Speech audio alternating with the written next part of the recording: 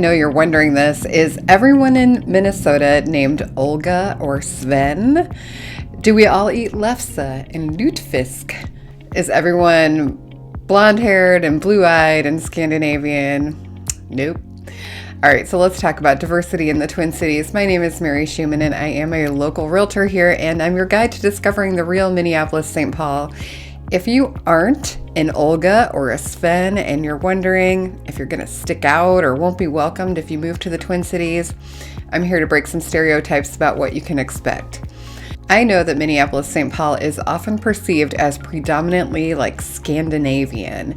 And yes, it's true that the history here includes a rich Scandinavian heritage, but this is just one thread in a much larger, more vibrant tapestry. How do you like my words there? I'm drawing you a picture. According to the U.S. Census Bureau and my eyeballs, the Twin Cities metro area is a melting pot of cultures, ethnicities, and backgrounds, and that makes it a uniquely welcoming place for everyone. The Twin Cities is home to a significant population of people from various ethnic and racial backgrounds. People of multiple ethnicities contribute to the diversity of our community. This diversity is not just in numbers, it is part of our daily lives, and it's something that really makes living here feel like joy. So what does this mean for people who are thinking about moving here? It means that you can expect a rich cultural experience at just about every turn. We do have a lot of the Scandinavian traditions here. There is no doubt about that. People do love the saunas, and yes, they eat lefse, and you're going to see signs on churches for lutefisk dinners, particularly around the holidays. There are museums that celebrate this heritage, like the Swedish American Museum in Minneapolis, but times have changed a lot, and homogeneity is no longer the norm. There's a wide variety of people that call Minneapolis-St. Paul home.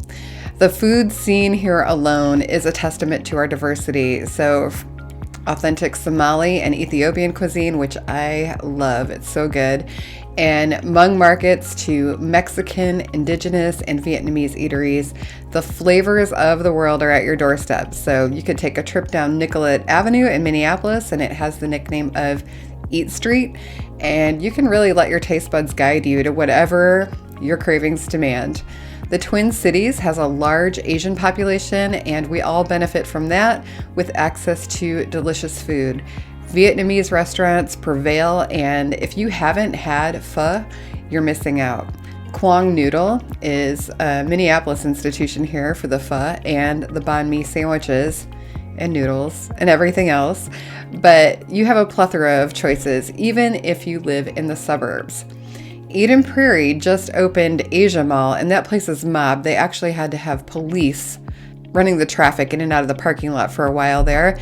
It's an enormous Asian grocery, and it has restaurants and other specialties that you may not be able to find in other places.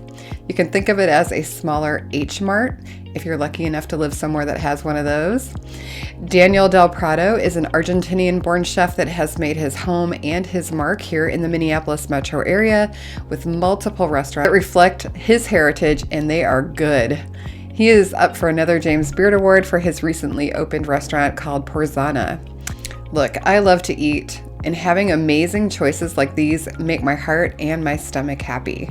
If you're thinking of the upper Midwest, you may be thinking fried brown food, and if that's what you want, you can definitely find it, but you're also going to have a lot of options for things that your mouth may find a lot more interesting. And it's really not just about the food. Cultural festivals celebrating these diverse communities are a regular feature, adding vibrancy and color to our city life. If you're leaning into the Scandinavian roots, we have the Great Northern Festival every winter, and that celebrates everything wonderful about living in the north and the cold. This can be ice bars, sauna villages, the quirky ice shanty display on the ice at Lake Harriet. You can go into these little ice shanties, or the Luminary Loppet on Lake of the Isles, where people walk or ski around the lake at night, enjoying gorgeous ice luminaries lighting the way, along with bonfires and hot cocoa stands. And St. Paul hosts the St. Paul Winter Carnival, which is another of many ways to keep everyone happy through the long winter months here. Not necessarily an ethnically diverse festival itself, per se, but it's definitely one to mention. Minnesota is indigenous land, and the indigenous people here have their own celebrations that are not exclusive to them. You're welcome. And an indigenous farmers market, along with one of the best restaurants in the country, or so I've heard.